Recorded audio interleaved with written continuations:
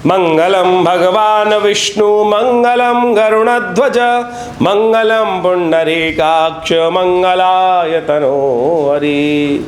कृष्णाय वासुदेवाय हरये परमात्मने प्रणताक्लेशनाशाय गोविंदाय नमो नमः। नमस्कार, मैं हूं आचार्य डॉक्टर विक्रमादित्य और आज का हमारा विषय है कि मेष राशि वालों के लिए 25 तारीख का अवसर, शनिवार की तिथि द्वितीया तिथि है इस दिन, और इस दिन धनु में चंद्रमा प्रवेश करते हुए आपके धर्म भाव में जाकर विद्यमान होंगे और धर्मयुक्त कार्य, धर्म इच्छा में मन, आपका मन मनोमस्तिष्क जो है, जो थोड़ा सा हल्का चल रहा था, वो सारा पवित्रता की तरफ जाएगा।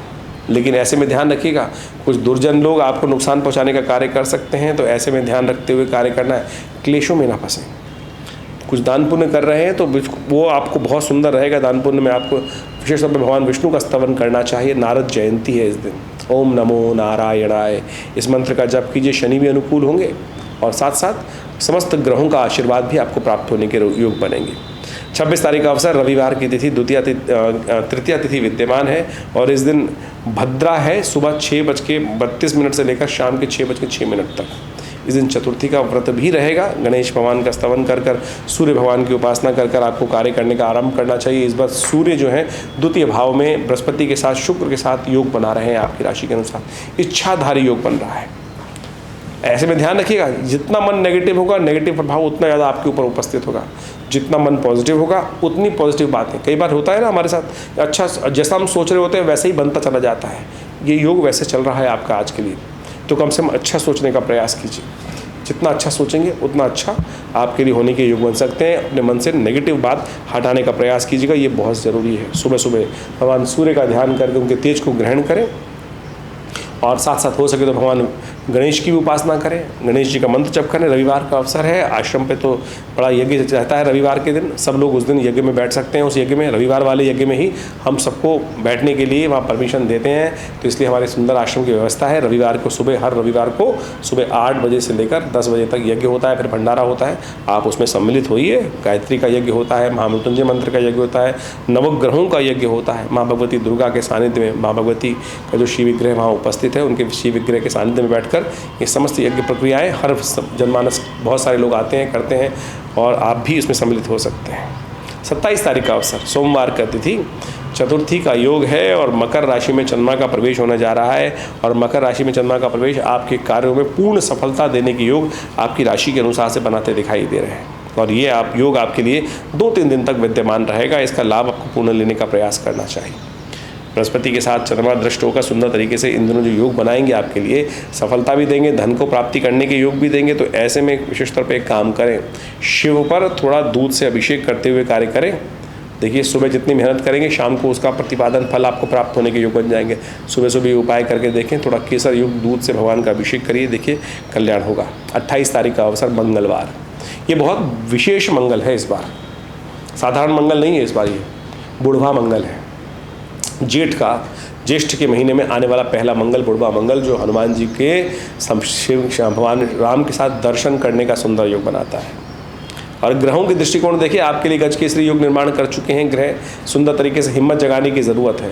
मंगल इंद्र और राहु के साथ अस्त चल रहे हैं, जो आपकी थोड़ी हिम्मत तोड़ते दिखाई दे रहे हैं, थोड़ा सा आपको बैकफुट पे दिखाई दे रहे हैं। करूं कि ना करूं कार्य, आगे बढ़ूं कि ना बढ़ूं, ये भाव मन में उत्पन्न करते दिखाई दे रहे होंगे, जो हमारी गृह स्थिति दिखाती है। तो ऐसे में हनुमान जी के मन में ये शंका थी। जामवंत ने कहा ना कि जब प्रभु कार्य करने के लिए उनको उद्धृत जो विश्वास जगाया, तो बिल्कुल वो बहुत सुंदर तरीके से असंभव को संभव कर गए। इसी योग को समझते हुए हमने भी सुंदर कार्यक्रम आश्रम में रखा है। सवा मणि का भोग, हनुमान जी का सुंदर कांड का पाठ है, जो आप सब लोग उनमें सम्मिलित हो सकते हैं। शाम को रहेगा 5 बजे से लेकर करीब करीब रात के 10 बजे तक। आप भी इसमें सम्मिलित हों, खुद बैठकर हनुमान सुंदरकांड का पाठ कीजिए, भगवान का स्तवन कीजिए। ये सुंदर तिथि है, इसका लाभ लेते हुए कार्य करने का प्रयास करना चाहिए। आपकी ग्रहों की स्थिति को और सुंदर योग बन सकता है। 29 तारीख का दिवस भी आपके लिए सुंदर सूचना लेकर आया है, परिवर्तन की सूचना लेकर आया है। बृहस्पति महाराज बहुत तेज गति से आगे चलते हुए सूर्य से अपनी दूरी को बनाते हुए चल रहे हैं और बहुत जल्दी उदय की तरफ जा रहे हैं। आगे चलते हुए बृहस्पति महाराज कृत्तिका नक्षत्र के 4th चरण पर पहुंच गए हैं और ये आपके लिए जो योग बनाते दिखाई दे रहे हैं, तो आपके लिए लाभ के योग प्रशस्त कर सकते हैं। लेकिन संसार में थोड़े खर्चे बढ़ाने के योग बना रहे हैं। ध्यान रखते हुए स्थितियों में जो बाजार में सट्टे में रखते हैं, देखिए तेजी का रुख बनता दिखाई दे रहा है, तो चुनाव बहुत सावधानी के साथ करने की ज़रूरत है आपको, इस बात का ध्यान रखिएगा। ऐसे में विशेष तौर पर आपको भगवान गणेश का स्तवन करना चाहिए। भगवान गणेश को रिद्धि सिद्धिदायक हैं और उनको पीले पुष्प अर्पित करने का प्रयास कीजिए, शुभ होगा आपके लिए। 30 तारीख का अवसर परिवर्तन की सूचना लेकर आया है। चंद्रमा जब परिवर्तन करके योग बना चुके हैं, वो आपके लिए विशेष तौर पर लाभ के योग को प्रशस्त करते दिखाई दे रहे हैं। एकादशवें भाव में बैठे हुए शनि के साथ चंद्रमा का सुंदर योग जो बना है, वो आपके लिए दिखाता है लाभ के योग। मन से आप एकाग्र चित्त होकर जो काम करेंगे, जो विचार करेंगे, उसमें आपको संयोग बन सकता है लाभ का। कालाष्टमी है, विशेष तौर पर आपको पीली चीज़ों का दान करना चाहिए, ब्राह्मणों की सेवा करनी चाहिए, उनका आशीर्वाद देने का प्रयास करना चाहिए। ये सुंदर उपाय करेंगे तो लाभ होगा। 31 तारीख का अवसर परिवर्तन का योग है। बुध भी परिवर्तित होकर बृहस्पति के साथ, शुक्र के साथ, सूर्य के साथ द्वितीय भाव में विराजमान होने जा रहे हैं। चतुर्ग्रही योग का निर्माण हो रहा है और ये चतुर्ग्रही योग धन संपदा के लिए आपके लिए बहुत सुंदर योग बनाता दिखाई दे रहा है। लेकिन ध्यान रखना पड़ेगा, पॉजिटिव थिंकिंग से कार्य काम करें। इंद्र मंगल हिम्मत हटा रहा है और वो हिम्मत हटाते हुए आपको कष्ट दे सकता है। जो हमने उपाय बताए हैं वो अवश्य करें, हनुमान जी का स्तवन करें तो अवश्य आपके लिए लाभ के योग बनेंगे। बृहस्पति बहुत जल्दी उदय होंगे और धन लाभ की नई सूचना लेकर आपके समक्ष नए योग बनाते हुए आपके समक्ष उपस्थित होने जा रहे हैं। पंखा चला यार 2 मिनट। ज्योतिष वो विज्ञान है जो हमें भविष्य को दिखाता है, समझाता है कि आने वाले समय में हमारे भविष्य में क्या कुछ घटने के योग हैं और उसके साथ साथ निदान का रास्ता भी बताता है, बीच में मझधार में छोड़ता नहीं है।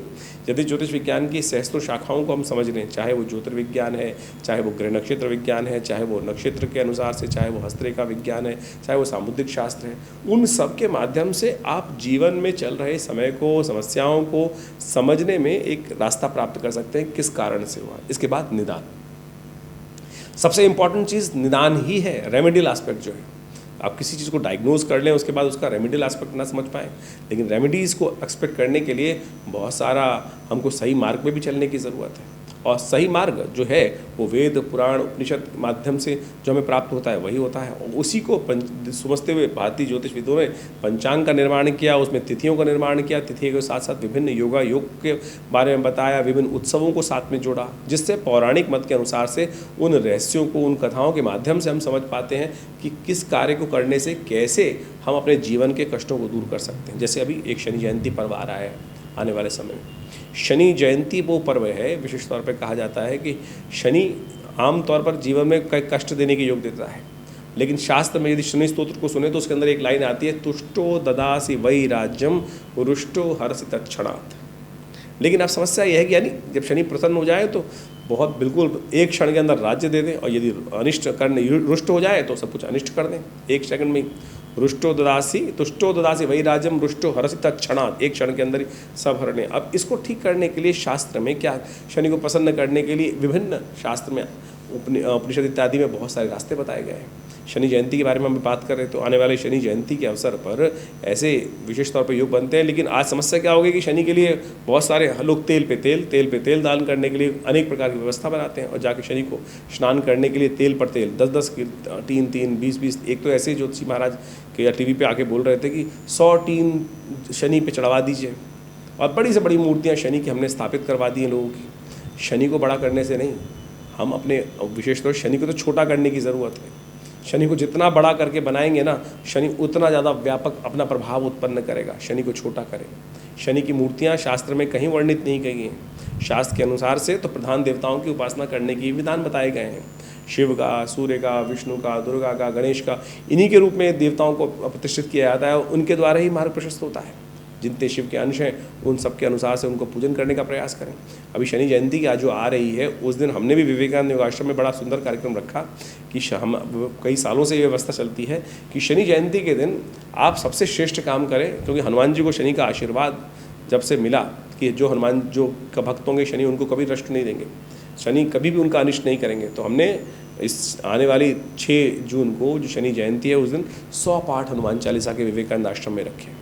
आनंद भाव से 8 घंटे तक ये सुंदर कार्यक्रम चलेगा। शनि ग्रह शांति महायज्ञ रहेगा। और इन सब विभिन्न मंत्रों का, शनि के स्तोत्रों का, शनि की नामावली का, शनि के वैदिक मंत्रों का, सबका उसके अंदर समाविष्ट करके सुंदर तरीके से यज्ञ किया जाएगा। और उस दिन आप सब भी अपने शनि ग्रह के दुष्प्रभाव को दूर करने के लिए, अनिष्ट को दूर करने के लिए सुंदर तरीके से यज्ञ में पधार सकते हैं। ज्योतिष विज्ञान के माध्यम से यह है निदान का तरीका।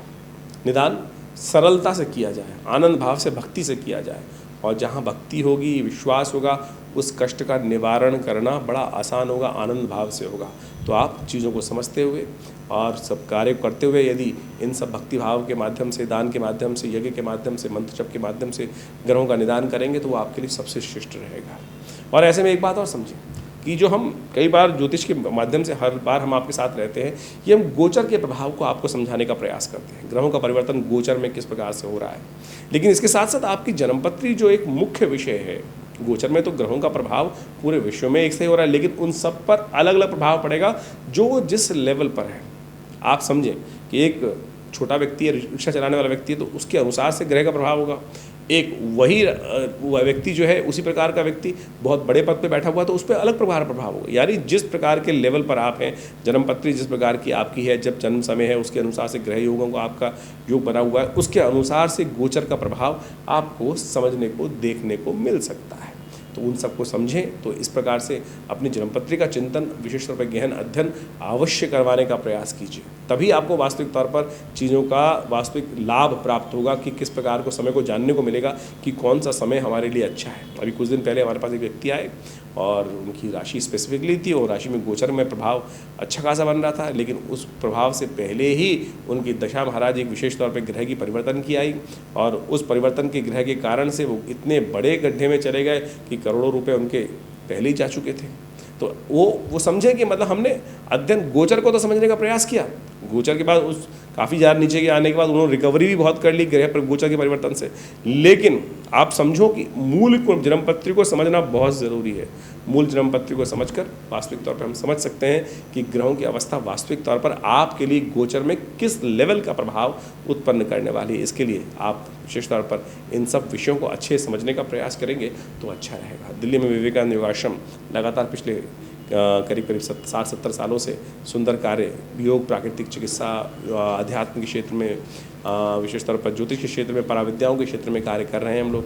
और हमारे आश्रम के माध्यम से इन सब कार्यों में शोध कर विभिन्न प्रकार से हमने विभिन्न पुस्तकों का निर्माण किया है और विभिन्न पुस्तकों का प्रकाशन भी किया है, और विभिन्न प्रकार से भारतीय संस्कृति के विभिन्न आयामों पर रिसर्च ओरिएंटेड ऑर्गेनाइजेशन हमारे आचार्य श्री केशव जी महाराज के सानिध्य में कार्य अब भी कर रहा है। यज्ञ के क्षेत्र में नित्य प्रति 8 घंटे यज्ञ किया जाता है। तो आप सब भी इस संस्थान से जुड़ सकते हैं और बहुत सारे कार्य का लाभ ले सकते हैं। हर रोज़ करीब 8 घंटे यज्ञ होता है। रविवार के यज्ञ में सादर आप सब लोग आमंत्रित हैं। और इस जेठ के महीने में हर मंगलवार पर सुंदर कांड का सुंदर पाठ रहेगा, मंगल ग्रह शांति यज्ञ रहेगा, शनि जयंती का अवसर आएगा, उसमें शनि ग्रह शांति महायज्ञ का सुंदर आयोजन रहेगा।